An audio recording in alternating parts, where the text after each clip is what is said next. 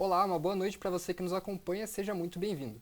Hoje, para finalizar a disciplina de Fundamentos do Jornalismo do primeiro semestre, temos aqui Nádia Mawad, ela que é formada em jornalismo pela PUC do Paraná, comentarista, repórter e apresentadora do Globo Esporte. Nádia, seja muito bem-vinda. Um prazer, muito obrigada pelo convite. Fez a lição de casa direitinho, hein? Formada na PUC, comentarista, repórter, apresentadora, faz tudo, na verdade, né? Porque o jornalismo é assim, multifuncional. Eu sou a Olivia e a gente vai iniciar com algumas perguntas. Nádia, como que tá sendo, a gente sabe que agora você é apresentadora oficial do GE, e como que foi receber esse convite para ser, né, essa proposta para ser apresentadora, como foi a expectativa, como tá sendo ser repórter e apresentadora agora? Eu vou usar na minha resposta, porque eu nunca pensei em ser apresentadora, né? Minha vida sempre foi na beira do gramado, eu sempre falo que eu gosto do cheiro do zig, do cheiro da grama, eu não nasci para ficar trancafiada num estúdio. Eu nasci para ir contar história, e as histórias elas não estão dentro da televisão, elas estão fora, seja no estádio de futebol, seja na casa das pessoas, outros esportes, porque o futebol apareceu na minha vida, mas eu sempre pratiquei outros esportes. Eu sou uma apaixonada por esporte, não só por futebol. Então está sendo um desafio diferente. Eles sabiam que quando fizessem o convite para eu me tornar apresentadora, eu não ia aceitar. Então veio essa nova função, é uma função diferente, não tem em outro lugar na Globo no Brasil, nem afiliada da Globo no Brasil, que eu sou uma apresentadora repórter. Esse é o meu cargo, inclusive. Eu sou repórter 4, apresentadora 1. É a minha função hoje dentro da RPC. Então eu faço sim o dia a dia no estúdio, mas eu não deixei a reportagem, né? Sejam os jogos, as viagens, continuo nas reportagens do dia a dia, mas está sendo um desafio. É diferente, especialmente para quem gosta da rua, ficar ali no estúdio, sou eu e mais 2 câmeras, uma voz da consciência aqui no meu ouvido, mas é bacana, está sendo um desafio diferente. É um novo mundo, então, agora que você está vivendo, assim, estando como apresentadora. É um novo mundo e eles têm que me segurar, né? Porque eu falo pra caramba e no ao vivo, normalmente... Hoje eu estourei o jornal, inclusive, porque a gente tinha o último bloco eu tinha 1 minuto e 50 no último bloco do GE hoje. E era para dar algumas notícias que tinham saído no GE.globo, que a gente tinha apurado também, e me falaram, você tem 1 minuto e 50 na volta. Nossa, sossegado. Eu tava no meio das notícias, então, Nádia, não vai dar para chamar sonora não, você já estourou. Nossa Senhora! Então, acho que a minha maior dificuldade hoje é ser um pouco mais, resumir um pouco melhor, porque eu gosto muito de conversar. E quando acontece isso, assim, de você estar num ao vivo e o tempo está acabando, você queria passar mais alguma coisa, como que você dribla, assim, esse tipo de situação? Corta, tem que improvisar? Como que funciona, assim? Tem que improvisar. Hoje o meu editor estava desesperado e eu não entendi o que ele estava falando, porque eu estava com problema no ponto. Isso pouca gente sabe, né? Os problemas que a gente passa nos bastidores. Então eu estava com problema no ponto, estava falando sobre várias notícias e a última era sobre o Bento, né? Que o Ramon Menezes tinha falado sobre ele na coletiva pré-fiasco da seleção brasileira hoje. E a gente tinha sonora, né? O Ramon Menezes falando sobre o Bento. Aí, de repente, o meu editor fala, chama o Bento. Tá bom, o Bento, o Ramon Menezes falou dele. Vamos ver o que ele falou. A gente não vai pôr a sonora, deu, cara.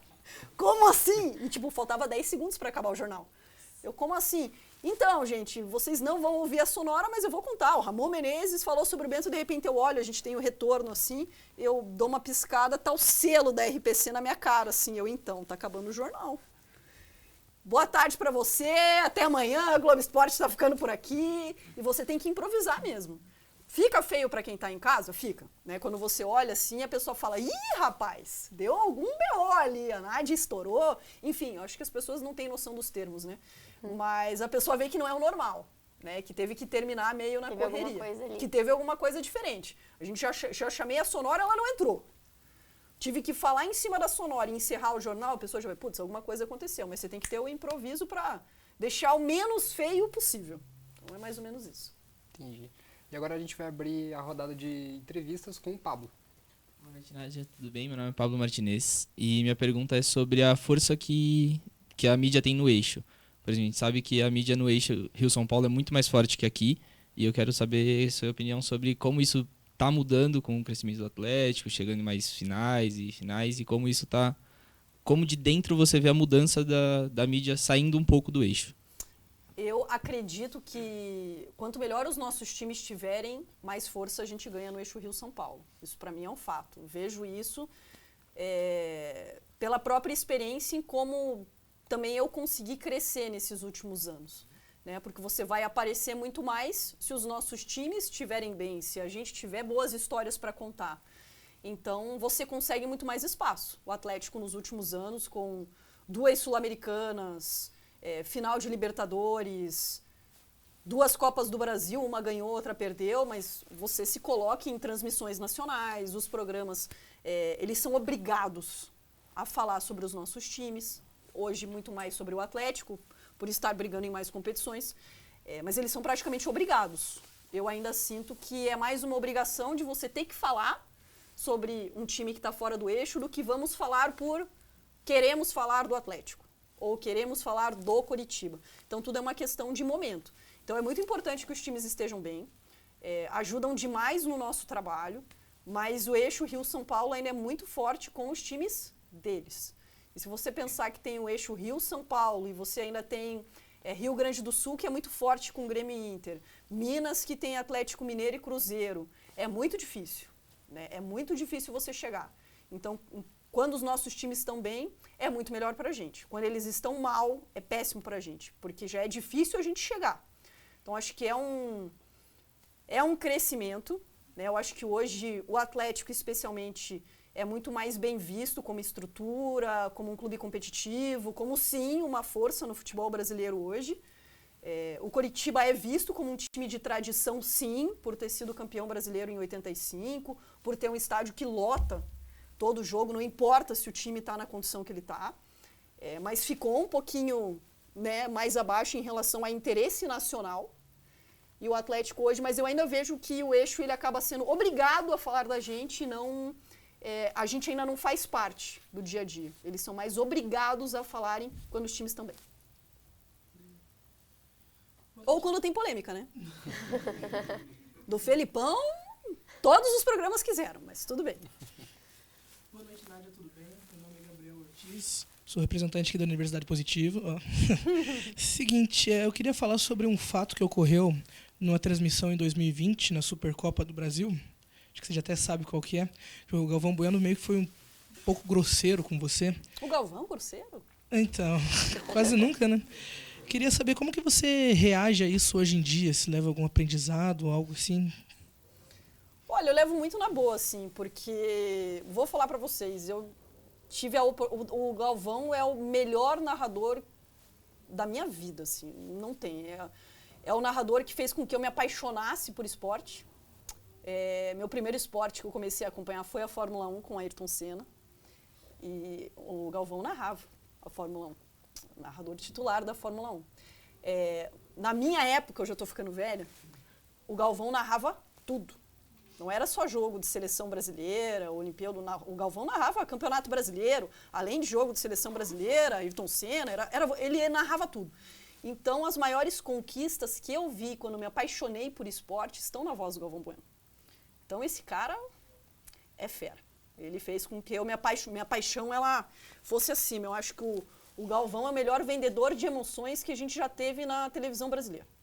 Ele consegue tocar você. Você assiste para ver ele cornetar, ele tá nervoso, ele cornetar o comentarista, cornetar o narrador e aquela emoção que ele passa. Então, a primeira vez que eu fui participar do Bem Amigos, eu lembro que eu me assustei, porque o Galvão, ele é essa pessoa que ele se impõe. O que você vê no ar é o que ele é. E, poxa, mas estou com o Galvão Bueno. E ele me tratou super bem, então eu me dou muito bem com ele. E aí é muita coisa que as pessoas não sabem, né? Naquele dia, a gente estava com um problema muito grande de comunicação lá em Brasília. E eu não imagino o que é para um narrador que vai ter que dar voz a um jogo de 90 minutos, com trocentas pessoas falando no teu ouvido de coordenação, direção, enfim, falando tudo que você tem que fazer durante uma transmissão, não conseguir escutar ninguém. Então, isso eu já perdoo muito o Galvão. E aquele dia ele não conseguiu me escutar realmente. Então, só que nada, né? Para quem não viu, né? Eu estava fazendo Atlético e Flamengo, era a Supercopa do Brasil. O Abner, se eu não me engano, ia entrar no jogo, lateral esquerdo. E quando ele entra, eu dou as informações sobre o Abner. O Abner tem X anos, jogador que veio da Ponte Preta. Se eu não me engano, até aquele momento, o Abner era a contratação mais cara da história do Atlético ainda naquele momento. E dou todas as informações do Abner. Ele não escuta direito. E aí ele fala, poxa, se for dar as informações... Não com essas palavras, tá? Mas assim, se for para dar a informação, dá completa. Deu, caraca, eu dei tudo. Mas tudo bem. Pra mim, segue a vida. Segui o jogo, meu celular começou a... WhatsApp, não sei o quê. Daí eu peguei e mandei uma mensagem pro coordenador da transmissão. Cara, repercutiu o negócio aí dele. A gente tá sabendo. Eu falei, mas tá repercutindo muito. A gente tá sabendo. Eu falei, cara, eu fiz algo de errado. Não, ele fez. Deu, beleza. Aí veio da direção o pedido para ele me pedir desculpa. Então eu digo que eu fui talvez a primeira repórter e única que o Galvão Bueno pediu desculpa no ar. Então, licença, porque ele já deu porrada em todo mundo. Né? Ele já deu Eric Faria, Intino Marcos, o Arnaldo então era, né? Meu Deus do céu, Casão. Eu falo que eu sou a única que ele teve que pedir desculpas no ar, porque ele errou. Né? E foi muito forte o que aconteceu nas mídias, porque eu tinha feito o meu trabalho. Então eu fiquei muito tranquila em relação a isso. Também não fiquei nem um pouco... Muita gente falou, te chamaram para o Bem Amigos para ele pedir desculpas. Eu já estava no Bem Amigos, eu já ia para São Paulo. Eu já ia participar do programa. Era um pedido da direção que ele não citasse o caso, ele citou. É ele, né, cara? Não adianta. Ele citou, era um pedido... No dia seguinte, eu lembro que ainda estavam falando disso, eu liguei para uma das diretoras lá no Rio. Falei, cara, eu não sei o que fazer. Eu não sei o que fazer. Eu tô quieta, não tenho muito o que falar. Daí falaram, não, a gente vai conversar com ele, porque, pô, ele tá falando muito sobre isso, porque ele tomou muita porrada, e ele me falou. E, pô, Nádia, porque a mulherada, porque não sei o quê. Eu falei, Galvão, eu não tô fazendo nada, cara. Eu nem falei sobre esse assunto e não vou falar. Até porque o erro não foi meu, eu dei as informações e pra mim tava sossegado. Mas aquele dia eu levo muito com tranquilidade, porque talvez quem tá em casa não entenda, mas eu que tô ali, ou a gente que tá ali, a gente entende o que está acontecendo. E conhecendo a figura do Galvão por anos, como admiradora, eu vou contar um bastidor de um apresentador, que também foi repórter do Globo Esporte, que foi fazer uma transmissão com o Galvão Bueno há muitos anos. O Galvão fora do ar, eles estavam conversando e ele tá, quem que é o repórter? Falaram, Rogério Tavares. Puta, tamo bem de repórter, hein? Todo mundo escutou. Então, assim, ele é uma pessoa que ele dá a opinião dele. Comigo, cara, ele sempre olhou pra mim, eu tenho gravações, porque isso eu guardo, porque, pô, Galvão Bueno. Das vezes que eu fui ao Bem Amigos, de, pô, Nádia, você é isso, você é assado. Então, assim, eu coloco muito como um... Cara, o cara tava irritado, ele tem um perfil muito sanguíneo forte, ele acabou dando em mim e só viu o que ele falou depois. É um erro dele. Com 300 anos de experiência, ele errou. Como ele errou ao longo dos anos também com vários colegas que não receberam esse pedido de desculpas. E eu acredito que eu recebi muito aquele pedido de desculpas porque eu sou mulher. Outros colegas meus não receberam. E mereciam ter recebido também, independente de gênero. Porque é o jeito que ele... Né, a própria Ana Copa, agora com a Ana Thaís, teve muita repercussão em relação à sintonia dos dois, né? E daí eu falei muito com a Ana, tenho uma amizade com ela, eu falei, guria, como é que você tá? Ela, Nádia, eu tô bem, porque o Galvão é assim. Então a gente que trabalha com o Galvão, e não é passar pano, sabe? Não é dizer, porra, tal. Mas assim, o Galvão, ele deu uma porrada em mim, como ele deu no Tino, no Eric, no Arnaldo. Se ele não dá porrada, então acho que ele acha ruim, entendeu? Como dá na Ana. Então assim, se eu acho certo, não. Mas é como ele sempre foi, assim, sabe? Eu vi agora a narração dele, mas do primeiro amistoso da seleção no ano. E ele tava dando porrada em todo mundo, cara. Era na galera que não botava as coisas direito. Eu falei, cara, esse é o Galvão. Então, mas você tem que tirar de letra, não dá. E assim, você vai arrumar uma briga com o Galvão Bueno? Melhor não, né? Melhor não. Boa noite, Nádia. Eu sou o Gabriel Aski. Sobre o caso do Felipão. Esse desencontro de informações que teve, que ele disse para o GE do Paraná que ia continuar no Atlético e o GE de BH tinha informação que ele ia para o outro Atlético Mineiro. Como que você lida com esse desencontro de informações e também com a crítica do público que tem, principalmente nas redes sociais, sobre essa informação errada que foi passada? Você viu o vídeo?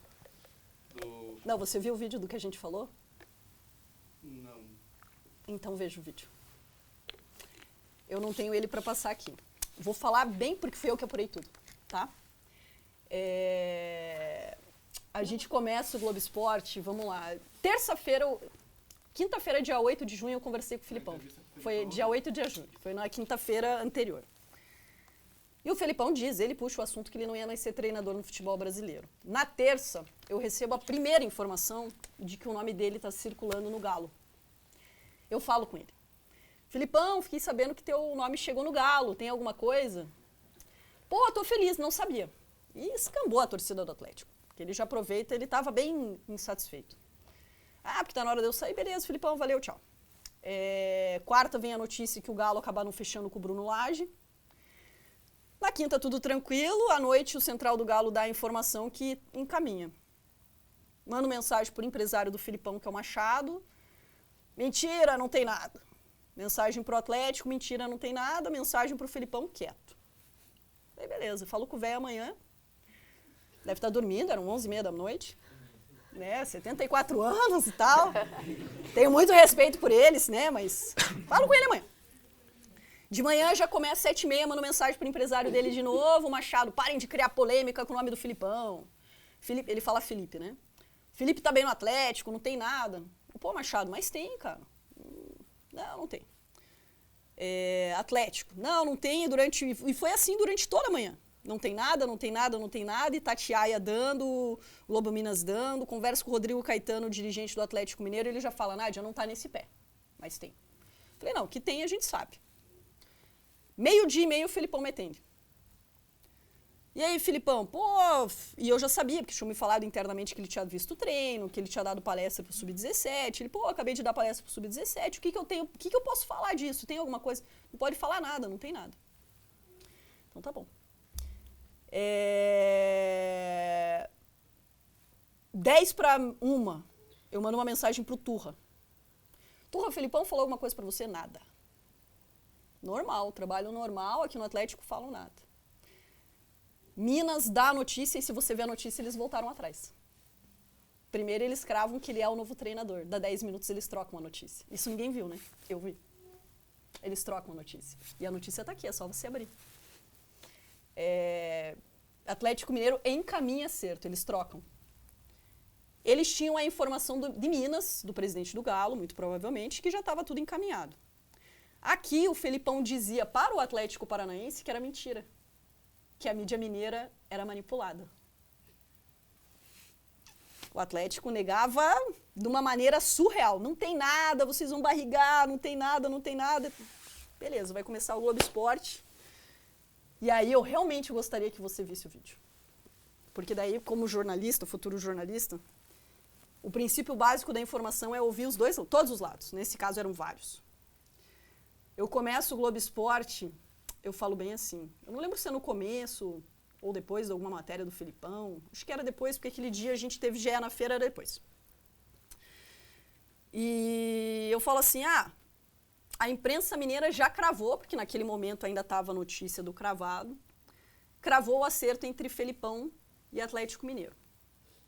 O Felipão diz que não tem nada. O Alexandre Matos diz que é mentira. O Márcio Lara diz que não sabe de nada. O empresário do Felipão diz que não tem nada. O assessor de imprensa do Felipão diz que não tem nada. O Rodrigo Caetano, de executivo de futebol do Atlético Mineiro, diz: não está nesse pé. A nossa apuração tem sim proposta pelo Felipão. Então, aonde que a gente disse que não tinha nada?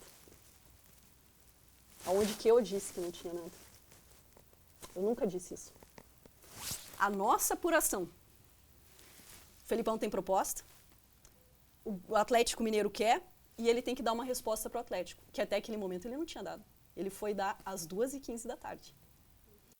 Então, assim, eu não vi isso que as pessoas viram, e isso vocês vão passar, porque as pessoas elas têm a mania de deturpar, não entender e ouvir o que elas querem. E o nosso trabalho é ouvir todos os lados. Então, jornalismo.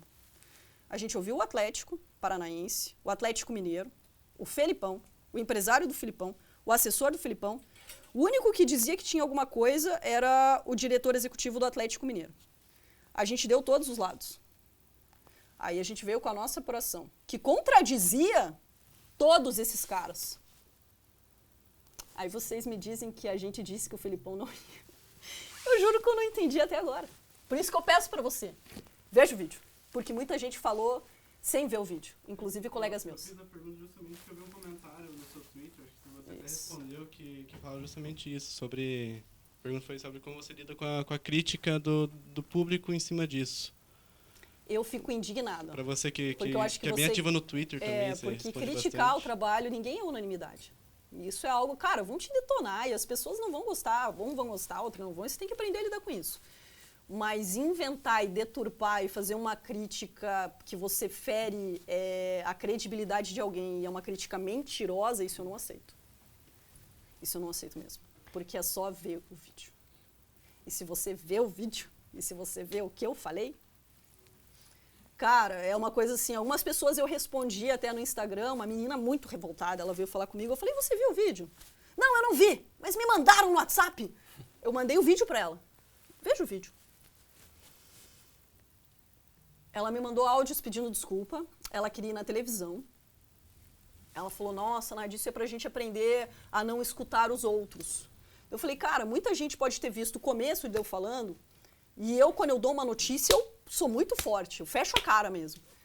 E eu dei todo detalhado. O que era o dia a dia, o que estavam falando. Tanto que no dia seguinte, a gente fez uma matéria e eu coloquei... Falando isso, Paulo Turra me ligando. Eu coloquei aspas de todas as conversas que eu tive naquela manhã. E para deixar bem claro para o torcedor o nível da mentira que o Felipão contou durante todo o dia. E o trabalho que a gente fez na sexta-feira, aí é que eu falo que as pessoas elas não querem entender, foi exatamente mostrar isso. O Felipão mentiu para todo mundo durante toda a manhã e ele só foi contar a verdade 2h30 da tarde. Ele sequer ligou para o Petralha. Ele mandou o empresário dele ligar às 2h30 da tarde. Então, assim, não foi uma questão de dar uma informação, como uma dá um lado, outra dá outro. Bom, Minas tinha uma informação. Aqui eles não confirmavam. Que foi o que a gente falou, a imprensa mineira está dando. O Atlético nega. Na nossa apuração tem. Você está dando todos os lados e concordando com a imprensa mineira. Ninguém disse algo diferente da imprensa mineira. Disse, pô, os caras estão mentindo, o Felipão vai ficar. Por isso eu peço, veja o vídeo. Aí sim, vocês vão falar, caraca, eles deram tudo isso para no final falar, tem sim, eu só não podia dizer naquele momento, o Felipão tá mentindo pro Atlético. Porque se desse a louca nele, e ele não fosse pro Atlético Mineiro, ele não tinha comunicado o Atlético ainda, o Felipão não deixou de ir para a seleção inglesa, porque soltaram antes o anúncio. E se ele não comunicasse o Atlético em nenhum momento, se ele voltasse atrás no que ele prometeu para o Galo, ele já fez isso outras vezes, mas a minha vontade aquele dia era ter falado, tá vendo tudo isso aqui que a gente disse agora? O Felipão tá mentindo. Foi isso que a gente disse, em outras palavras. Tem sim. Só que ele tá mentindo pro Atlético e para todo mundo. Então, é muito difícil você lidar com telespectadores, com torcedores e com rede social. Porque se você... Tipo, uma amiga minha que é jornalista, ela recebeu num grupo também, aí ela escreveu no Twitter, pô, porque Minas tá, eu falei, guria, você viu o que eu falei? Ela, não, eu falei, vejo dela, caralho, Nádia. Eu falei, mas por que você escreveu o que você escreveu? Não, porque 2 pessoas comentaram no grupo. Então, assim, se 2 pessoas comentaram no grupo, você vai tomar isso como verdade, fazer críticas, né? Porque fica assim, uma bolha. E ninguém vai ver a porra do vídeo. Metade das pessoas que fizeram não viram o que foi falado. Ah, mas fulano me disse que vocês disseram que não sei o quê. Não, ninguém disse isso. Veja a porra do vídeo. Faça jornalismo. Seja coerente. Veja antes de falar algo que você recebe de alguém. Se eu falar que o Felipão matou o Turra, vocês vão acreditar ou vocês vão verificar que o Felipão matou o Turra? Verifique. É o conceito básico do jornalismo. Verificar uma informação. Não espalhar uma fake news. E foi espalhada uma fake news que nunca existiu. Mas está no preço. Está no preço do jornalismo, mas tem coisas que eu não aceito, porque assim, eu sou muito chata para informação. Eu sou muito chata com credibilidade. E eu sou muito de assumir os erros também. Eu vou errar. Todo mundo vai errar. Mas aquele dia, na sexta-feira, eu falei, cara, eu não acredito. Tanto que eu abro o Globo Esporte de sábado, a gente dá essa matéria, dando passo a passo do Felipão, e a galera fala, caralho, foi isso? Foi isso. E como a gente disse ontem aqui no Globo Esporte, sempre teve proposta. O que eu não posso é dizer, gente, posso desenhar para você que está em casa? Então você passa esse desenho para todos os teus amigos e para aquele teu amigo que inventou que a gente disse alguma coisa que a gente não disse. Porque isso é mau caratismo, isso é fake news. Isso pode acabar com a carreira de alguém. Graças a Deus não é meu caso. Não foi meu caso. Mas, por isso eu falo, veja o vídeo. Daí quando você vê o vídeo, você vai ver por que eu fico tão irritado quando fala nesse assunto. Aí você vai falar, caralho. Veja o vídeo. Boa noite, Nádia. Eu sou a Mônica. Bom, você foi enviada para cobrir a Copa do Mundo, né? Eu queria saber como que foi a experiência, já que é um evento tão importante, né? Não só para quem assiste esporte, mas para o mundo inteiro, né? Porque eu mesmo não entendo muito de esporte, mas na Copa do Mundo eu tô ali na frente da TV para assistir. Como que foi a experiência de fazer essa cobertura? Foi muito legal. Primeiro eu tive a oportunidade de fazer a Copa do Mundo aqui no Brasil, né? Até todo mundo brinca, todo mundo fez a Copa do Mundo do Brasil. Bom, e daí, cara? Pô, a Copa do Mundo do Brasil do caralho. Apesar do resultado ter sido absurdo, né? Que foi o 7-1, jamais esqueceremos aquela vergonha. Hoje eu brinco, 7-1 foi pouco pro Felipão, né? Pelo que ele fez agora. 7-1 foi pouco. Mentira, eu respeito muito o Felipão, eu acho que é um dos maiores treinadores da história do futebol brasileiro. Tirei foto com o Felipão no dia que falei, Felipão, você é foda. Sou uma fã declarada, assim, aberta do Felipão. Pode falar que ele é retranqueiro, que ele é grosseiro. Um cara que tem 26 títulos, é o 6º treinador com mais títulos na história do futebol mundial. Você tem que respeitar o cara. Né? Você tem que respeitar o cara. Eu brinco porque realmente o que ele fez aquele dia com o Atlético foi um 7-1, cara. Não foi legal. Mas, pô, a oportunidade de você cobrir uma Copa, primeiro no Brasil, e depois você mudar de função para fazer uma Copa do Mundo de futebol feminino como comentarista, foi uma responsabilidade muito grande e um evento que a casa apostou muito, né? E esses eventos normalmente ficam para o eixo Rio-São Paulo, ou assim, a Globo ela é dividida em 5... É um G5. São 5 praças Globo, que são Rede Globo, né? Rio, São Paulo, Brasília, Recife e Minas. Então, são 5 praças Globo, que são Globo. No restante, são afiliadas. A RPC é uma afiliada da Rede Globo. Né? Então, a prioridade da Globo ao enviar ou ter qualquer profissional em grandes eventos é Rio, primeiro, porque é onde a Globo é sediada. São Paulo, que é um grande mercado publicitário da Globo. Minas, essa Copa, o Guto Rabelo foi, né? Na última agora ele foi, como um representante de Minas. O Thiago Medeiros, que é o apresentador de Recife, ele acaba sempre indo porque ele tem um estilão diferente, né? Como apresentador, e só. Então fica muito mais baseado no eixo Rio-São Paulo. Eu conversei com a Globo um ano antes da Copa, e eles falaram questões financeiras. Eles até brincaram, vem pra cá. Eu já tive várias conversas com eles para ir para lá. Nunca quis. Sempre quis ficar aqui. Tanto com a Globo quanto com a ESPN, Rio, São Paulo, não quis ir. Quis ficar aqui. E eles são muito... Nisso eles são muito sinceros. Para você fazer grandes eventos, a tua prioridade tem que ser Rio e São Paulo. Tanto que, na última conversa que eu tive com o Renato, que é o diretor de esportes da Globo, ele falou, Nádia, era fevereiro do ano da Copa, do ano passado. Venha para cá. Se você vier, a gente dá um jeito. Pensa, você está ouvindo que se você topar aí, você está indo para uma Copa. É difícil, porque eu ainda acredito que não é... Eu entendo, tá? Porque cada um tem seu critério, eu vou sempre respeitar. Mas eu não... Eu falo, porra, então a gente sofre preconceito geográfico. Né?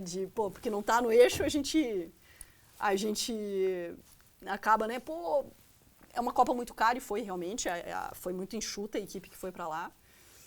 E você conseguir justificar para os outros repórteres o porquê que você está tirando uma pessoa de Curitiba é muito difícil. E foi até algo que eles falaram para mim, Nádia, muitas pessoas que a gente chamou para deixar as suas cidades e vir trabalhar em São Paulo ou no Rio, elas também deixaram as suas cidades, elas também deixaram suas famílias. Então elas quiseram viver esse sonho, né? Então a gente não pode... Né, o porquê a Nádia? O porquê outra pessoa? Né? Vamos tirar alguém daqui. Por que não levar alguém daqui, então? Por melhor que você seja. Então, assim, o fato de eu ter feito, eu brinquei, né? Pô, mas para me levar na Copa ali para comentar, vocês me levaram. Eles dão risada, mas assim, um bom relacionamento. Mas isso o eixo ainda pega. Para você como... Se você quer fazer uma Copa do Mundo, uma Olimpíada, é muito melhor você... Não digo que é mais fácil, mas você vai ser muito mais... você vai ter muito mais chances. Porque só o fato de você estar lá, você já sai na frente. Você pode... E aí eu vou falar mesmo, você pode ter lá um repórter ou uma repórter que não seja mais competente que você. Mas ela tá lá. É ela que vai, não sou eu. É duro, dói, porque você fala, cara, eu podia estar lá. É uma discussão que eu tenho muito em casa. Eu falo, cara, eu podia estar lá. Aí eu tenho que voltar na minha casinha. Nádia, você não quis estar lá, você está feliz aqui, beleza. Mas foi muito legal. Mas é até uma questão para vocês. Vocês querem fazer grandes eventos? Se preparem para arrumar uma linha e procurar, não procurar, mas as grandes oportunidades de eventos estão no eixo Rio-São Paulo. Hoje a gente tem um projeto, e é um projeto na RPC, ainda é um projeto barra ideia, de mandar uma equipe para a Olimpíada. Mas é um projeto. E se a gente comercializar, ou seja, se a gente vender esse projeto, a gente vai. Se a gente não vender, a gente não vai, porque a Globo transmite a Olimpíada. Então, assim, acho que a gente poderia investir mais. A Gazeta, por muito tempo, sempre mandou para a Copa, para a Olimpíada e tal.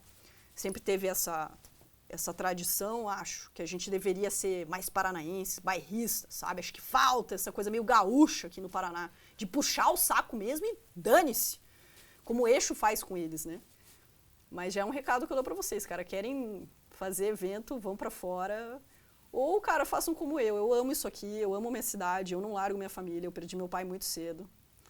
E eu sou uma defensora muito grande do esporte paranaense. Então, eu não saí daqui. Mas eu encho o saco da TV pra gente fazer as coisas. Não sei se a gente fará, mas foi muito legal. Não trocaria minha casa pra fazer uma Copa do Mundo como não troquei. Uma Olimpíada, quem sabe? Também não trocaria. Mas são decisões difíceis que vão aparecer para vocês. A primeira proposta que eu recebi para sair, eu tinha 24 anos, na semana que eu casei. Eu ia casar, eu trabalhava na rádio, e veio uma proposta da CBN São Paulo para eu ir para lá. E a CBN tem parceria com a Globo lá em São Paulo, e eu lembro que eu olhei para o meu marido e falei, agora a gente não vai, mas na próxima a gente vai. Aí ele olhou, não, beleza, a gente vai. Aí as próximas apareceram, aí eu engravidei. Eu falei, agora não.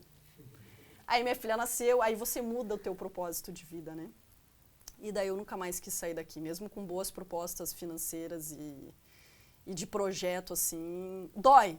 E uma diretora falou pra mim, Nádia, nenhuma decisão que você tomar vai te deixar 100% feliz. Porque ou você opta pela tua carreira, ou você opta por estar perto da tua família.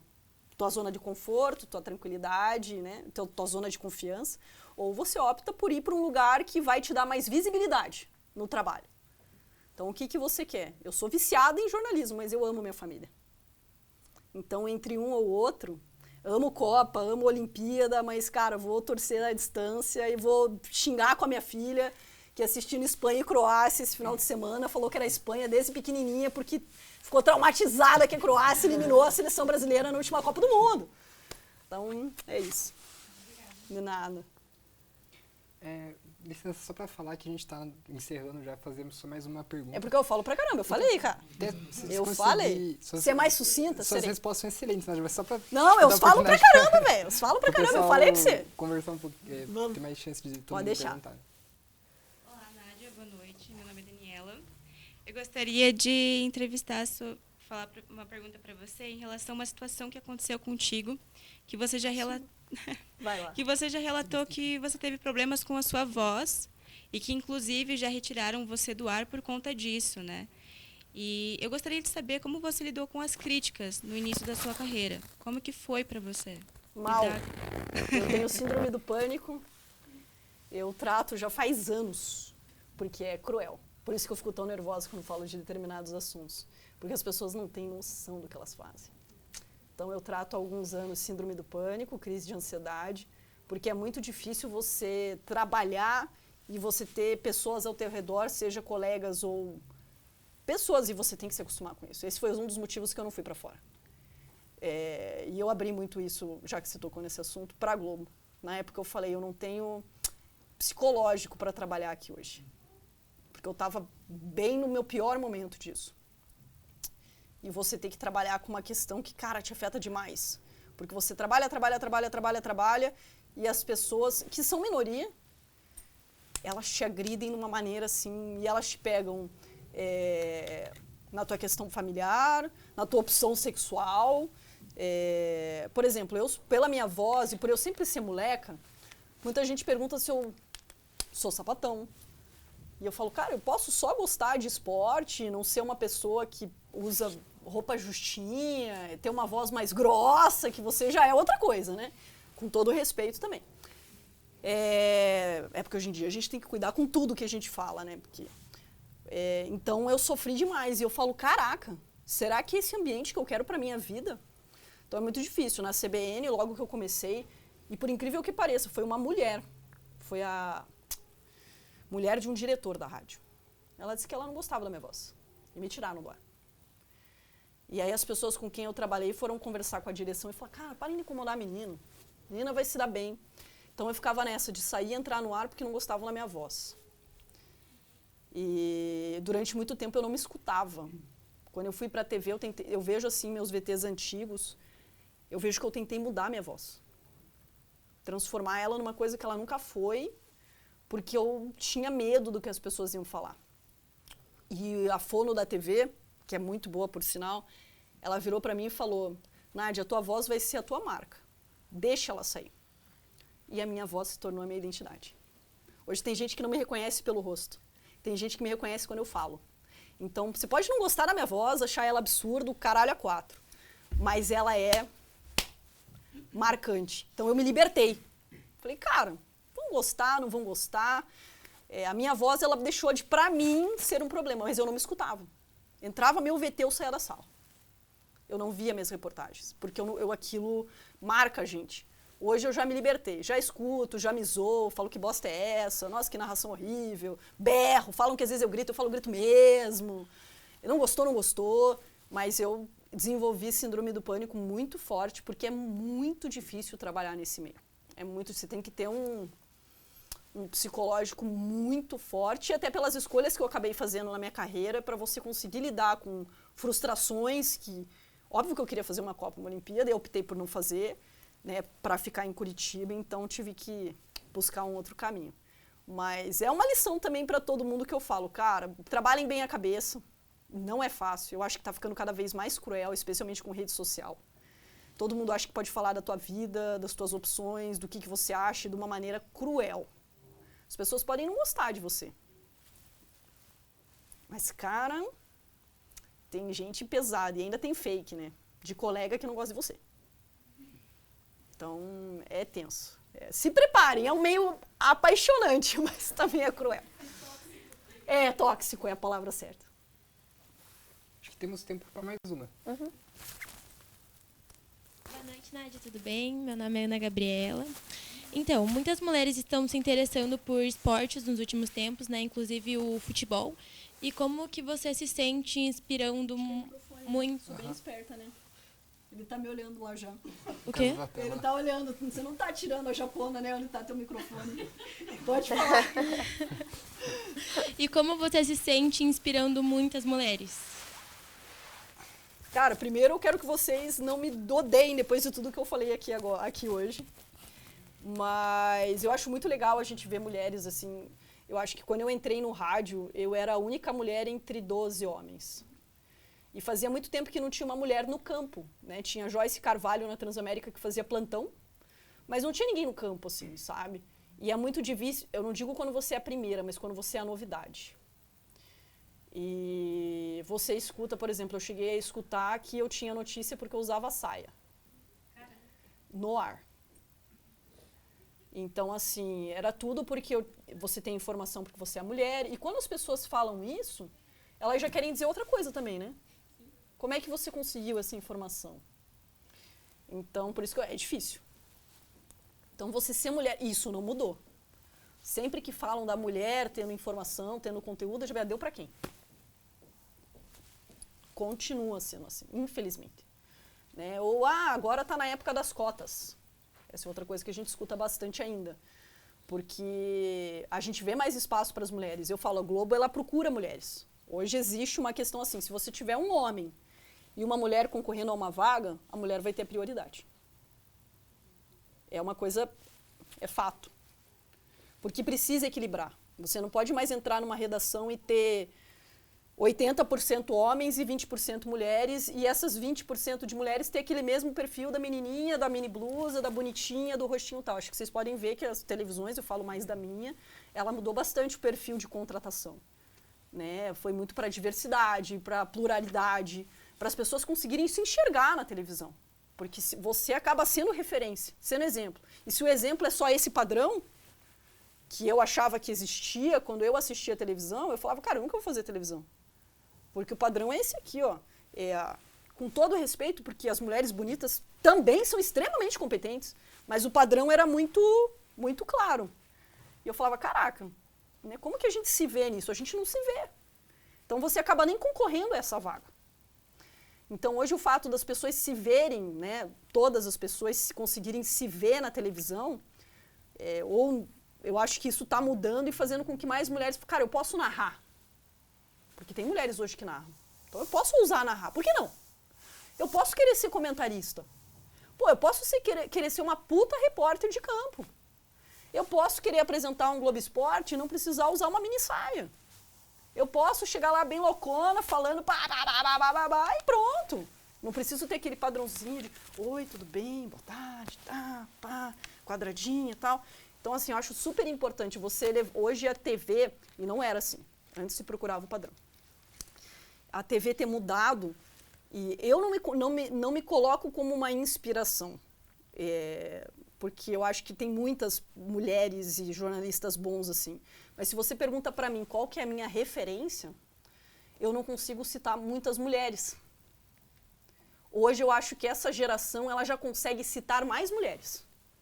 Quando eu penso assim, Nádia, quando me perguntam quem que era o repórter, narrador, Galvão Bueno, repórter, cara, eu era muito fã do Tino Marcos, acho que todos, né, porque o cara escrevia como ninguém, mas eu sempre fui muito fã do Pedro Bassan, Marcos Uchoa, né, a gente vai falando muitos exemplos masculinos. Aí você entra numa Glena Kozlovski, que eu sempre gostei, apresentando Esporte Espetacular, mas é uma... No meio de tantos homens, se você pensa, cara, minhas referências sempre foram masculinas. Nunca foram femininas, as minhas maiores referências. Hoje isso está mudando. Hoje minha filha já consegue ver e talvez ter outras referências mulheres. Pô, eu tinha a Sônia Bride como repórter, que eu sempre gostei muito, mas não era do esporte. Então, no esporte, eu não tive muitas referências femininas na reportagem. Sempre foram homens. Hoje, eu acho que quem liga a televisão consegue se ver. Então, acho que hoje a gente consegue ter mais referências de mulheres muito boas no esporte. Obrigada. Faltam uns 5 minutos, então vamos para a última pergunta. Vamos lá. Se pudesse ser mais Não, breve. eu falei que não vocês. Eu tento, mas não consigo. Oi, meu nome é Larissa. Você falou sobre narrar. Em uma entrevista que você deu, você compartilhou que você gosta muito de ficar no campo ali, toda a emoção da partida. Mas você disse também que teria interesse na área de narração. Você ainda tem? Quando me chamaram para ser comentarista, pediram para fazer pilotos de narração. Naquela época, olha, estou abrindo para vocês uma coisa que eu não tinha falado ainda. E na época eles tinham feito pilotos, ainda era Fernanda Gentil. Cara, com algumas apresentadoras da casa na época. Eu não quis, na época, fazer piloto de narração, porque eu sabia que quem viesse para narração como mulher teria que ter um psicológico muito forte. E como eu disse, eu não estava emocionalmente preparada para isso. Porque você vai... E a Renata Silveira está aí para mostrar que não importa o quão bem ela narre, vão continuar falando que ela não bota emoção, que ela... Eu acho que as pessoas vão demorar para entender que uma narração feminina é diferente da narração masculina. Ela é diferente. Não quer dizer que ela é melhor ou pior. Ela é diferente. A narração do gol é diferente, a vibração é diferente, o ritmo é diferente. E eu acho que o principal é a mulher, ela procurar ser ela. Porque se ela quiser imitar um homem narrando, aí sim que não vai ficar legal. Né? Então, assim, eu narro, em casa. Eu gosto de narrar, meu marido joga videogame. Eu gosto de brincar com narração. É uma coisa que eu visualizo para frente em ir para essa área, mas não para levar como narrador, virar narradora. Como ser uma brincadeira, assim, sabe? Um hobby, algo que você possa levar de uma maneira mais leve. Mas eu gosto. Eu gosto da narração, mas acho que é um desafio bem grande. Obrigada. De nada. Viu? Foi rápida, vai dar tempo de mais uma. Cabe mais uma? Cabe mais uma. Oi, Nádia. Oi. Me chamo Rafaela. E eu gostaria de saber, como você já informou para nós, que você ama contar histórias. E tem uma história que mexe com o seu coração? Tem alguma que é bem especial, que você fez ela do começo ao fim, que você apurou, que você realmente trouxe e houve aquela emoção com o público? Olha, eu não vou conseguir dizer uma. Porque se você um dia tiver a oportunidade de ver um off, eu choro em todas as matérias. Tipo, essas matérias de emoção, ou eu choro entrevistando a pessoa, não aparece no ar, eu chorando junto, minha voz embarga. Para mim, esporte é emoção. E a gente trabalha com as mais diversas emoções. Seja a tristeza, a raiva, a alegria. E a gente tem que passar isso para quem está em casa. Eu acho que isso é o que eu gosto, sabe? É a minha característica. Eu acho que o jornalismo ele não é imparcial. Pelo menos o esporte. Eu acho que a gente trabalha com emoção. E a gente tem que viver o que as pessoas estão sentindo. Seja raiva, seja alegria, seja frustração, seja decepção. Então, eu trabalho de uma maneira diferente. Então, eu sinto muito quando eu estou fazendo. Eu não consigo dizer uma. Assim que talvez uma mais recente agora foi entrevistar o filho do Caio Júnior. Mas é a mais recente, não é a principal, assim, E assim, eu tenho uma característica um pouquinho diferente. Como eu vim da produção na rádio, eu produzo praticamente todas as minhas reportagens. Então, eu trabalho elas do começo ao fim. Eu venho com a pauta, eu tenho a ideia, eu produzo como a gente vai fazer, eu contato, entrevistar. Eu tenho esse costume, eu não recebo pauta na mão. Eu gosto dessa parte, de escolher as minhas histórias. E eu falei, cara, e se pedisse para o filho do Caio escrever uma carta para o pai dele? Né? Como seria? Ele está vindo ser auxiliar técnico no time do coração do pai, no time do coração dele. Então, como seria se ele escrevesse uma carta para contar esse momento para o pai dele? Então, aquele dia, quando eu já contei a ideia da pauta, o meu chefe olhou e falou, caralho. Eu falei, pois é, o que você acha? Vamos. Falei com o Gabriel, Gabriel, já conversei com ele antes, né? Porque vai que ele não quisesse. A ideia é essa. Ele, caralho, Nádia. Falei, se sinta à vontade, cara. Se você quiser, se você não quiser. É uma oportunidade para você falar com teu pai mesmo. Acredito que você possa falar com ele no teu dia a dia, a gente nem saiba, né? E ele topou. E ele escreveu a carta pro pai dele. Então não tem como você não se emocionar, né? E a gente pediu para ele narrar a carta. Então não tem como você não se emocionar. E é uma matéria que ela transcende o esporte, né? A gente estava falando Paraná, cara. E então eu, como fiz uma matéria com o Biteco na época que ele estava no Paraná e ele tinha feito um gol pelo Paraná e comemorado em homenagem ao irmão dele que também faleceu na tragédia do voo da Chapecoense. E o Biteco ele tinha uma característica, e aí a questão do jornalismo de você observar bem. Ele falava com o irmão dele por Instagram. Tipo, oi irmão, tudo bem? Hoje fui pro treino. Ele se comunicava com o irmão dele, assim, já falecido, mas era a maneira com que ele encontrava de... E antes de entrevistar ele, eu olhei assim e falei, caraca, ele se... E eu cheguei nele e falei, cara, você topa ler pra gente os posts que você faz pro teu irmão? Beleza. E ele começou a ler. E ali a gente conseguiu fazer uma conversa dele com o irmão dele. Então, eu acho que tudo... Só que você tem que tomar cuidado para não ficar apelativo, né? Porque você está trabalhando com a dor de alguém, né? Mas eu gosto muito, a gente tem uma série agora que é o Sepati, que é o meu xodó, que é um projeto para a Olimpíada mesmo, em que a gente não quis simplesmente fazer matérias de possíveis atletas que vão para a Olimpíada por fazer, eles treinam assim, treinam assado. Era encontrar curiosidades desses atletas. Né? A Júlia, na ginástica, ela quer tocar violino. Eu falei, cara, guria, você vai tocar violino, a gente vai abrir a matéria com você tocando a tua música. no solo. Beleza? Beleza. Então a gente começa a matéria ela tocando violino. Uma ginasta no meio do tablado tocando violino. A Babi Domingos, que está arrebentando na ginástica rítmica, ela tem uma apresentação na fita que, pô, tá ganhando medalha pra cacete. Que é com uma música da Lady Gaga. Espetacular. Era um troço assim, eu falei pra ela, Babi, eu quero fazer você como diva. Você vai ser a diva. É uma diva, você vai encarnar a Lady Gaga. Mete aquele teu colã e a gente vai meter a música e diva. E a gente colocou ela como uma diva. A gente encaixou personagens. O Dinho, que é do break, a gente levou num museu, assim, porque eu acho que dança é muito arte. Então, para cada personagem, a gente escolheu um tema diferente. Agora a gente vai fazer a Natasha, que é uma judoca. E hoje eu estava conversando sobre isso e falei, cara, a Natasha, ela é formada em psicologia e ela teve um filho com 18 anos.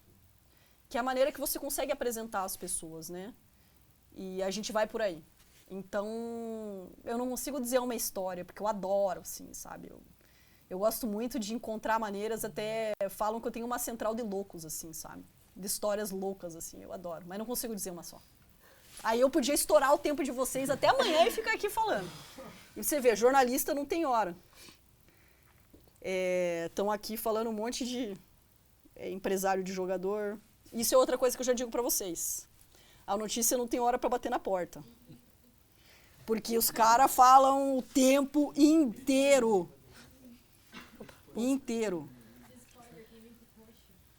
Cara, então, uma das conversas... Quem que tá me ligando aqui agora é um empresário de um jogador. Só que ele não quer que eu cite ele como fonte. Isso acontece muito, tá?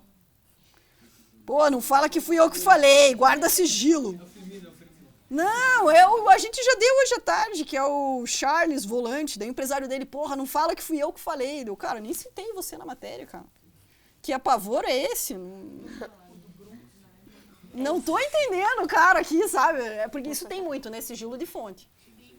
Então, até perguntaram, vieram muito pra cima da gente essa semana passada. Porque eu tive acesso aos extratos bancários da Operação Penalidade Máxima, né? E é um processo sigiloso. Então, para você conseguir ter acesso, é muito difícil. E até a gente teve uma reunião com o departamento jurídico da empresa, que eles me questionaram, como que você teve acesso? E eu falei que eu não ia falar. Aí eu perguntei, se vierem perguntar para vocês, eu sou obrigada a falar? Não, sigilo de fonte. Eu falei, então é agora que eu não falo nunca mais. Não preciso falar para ninguém mesmo, sigilo de fonte. Não preciso falar para vocês como eu tive acesso. Né? Porque daí a gente conseguiu mostrar, tive acesso ao depoimento do Diego Porfírio, mas é tudo uma questão de você conseguir trabalhar com informação e sigilo de fonte, porque se você perder a fonte uma vez, nunca mais vai te falar nada. Então, sigilo de fonte. Isso é pesado. Principal. Não, principal mesmo. Não pode faltar, então. Se você colocar, perdeu. Então é isso. Nádia, a gente agradece. Muito obrigada por ter Eu vindo que até agradeço. aqui. Conseguiram me jogar na sinceridade total, sincericídio hoje. Foi muito boa a entrevista. Agradecemos muito toda a nossa turma, né? E é isso. Muito obrigada por ter vindo até nós. Obrigada e ter respondido vocês. tantas perguntas assim. Não, eu já vi que vão ser bons jornalistas, cara. Porque as perguntas são... na veia, aqui, cara! Aí que é bom. Tem que ir assim mesmo. E todos preparados, ó. Parabéns pra vocês.